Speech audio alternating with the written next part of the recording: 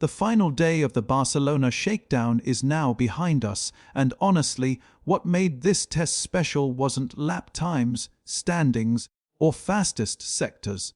What made it important was what teams actually learned from it. Because this wasn't real testing in the traditional sense, this was a shakedown. And a shakedown isn't about performance. It's about understanding systems, reliability, engine behavior, software integration, and data collection. This week felt like old-school Formula One again.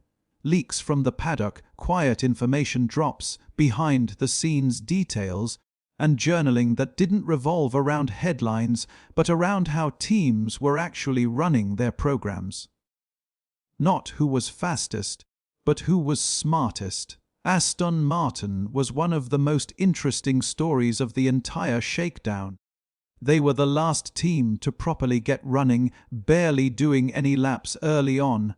But once they were out there, it was clear they weren't chasing speed. The engine wasn't being pushed on the straights, power modes weren't aggressive, and there was no attempt to explore performance limits. This was purely a systems test. Fernando Alonso behind the wheel, collecting data, building understanding, and learning how this car behaves in real conditions. And visually, this car stands out immediately. The Aero platform is aggressive in a way no other team really is right now. The rear suspension design almost works like a beam wing.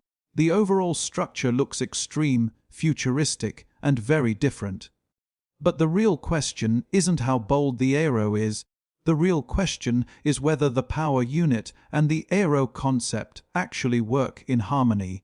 Because without that balance, even the most advanced design in the world won't deliver performance on track. Mercedes approached Barcelona with a completely different philosophy. There was a lot of hype around them. A lot of early talk about them being favorites. But that kind of narrative doesn't really make sense at this stage. What does matter is how efficiently they used the shakedown, and Mercedes used it extremely well. Around 500 laps is not just impressive, it's massive in terms of data. That's thermal mapping, ERS testing, cooling efficiency, reliability cycles, system stress testing, and long-run behavior analysis. The engine looked stable, the systems looked consistent, and the car ran cleanly. That doesn't make them dominant, but it does mean they extracted maximum value from the test. And that's what matters right now. Ferrari quietly had one of the strongest shakedowns of any team. No hype, no noise, no headlines, just laps. A lot of them. The engine reliability looked solid, the car ran consistently, and they avoided major issues. Even their customer team managed to log heavy mileage, which says a lot about the stability of the platform. This was a classic Ferrari approach: low drama, high data value. Lap times don't matter here. We don't know fuel loads, tire compounds, power modes, or engine mapping. These power units are nowhere near their real limits yet. This phase is about understanding behavior, not extracting performance. Alpine is a team that quietly deserves attention. Last season was a disaster for them, but everything has been redirected toward this regulation cycle. Their Aero concept looks more refined than people expected. Their development direction is clear, and internally their targets are ambitious. Points in every race, consistent competitiveness, and even podium ambitions aren't unrealistic for a team that has fully committed to a regulation reset. Williams sits in a similar mindset.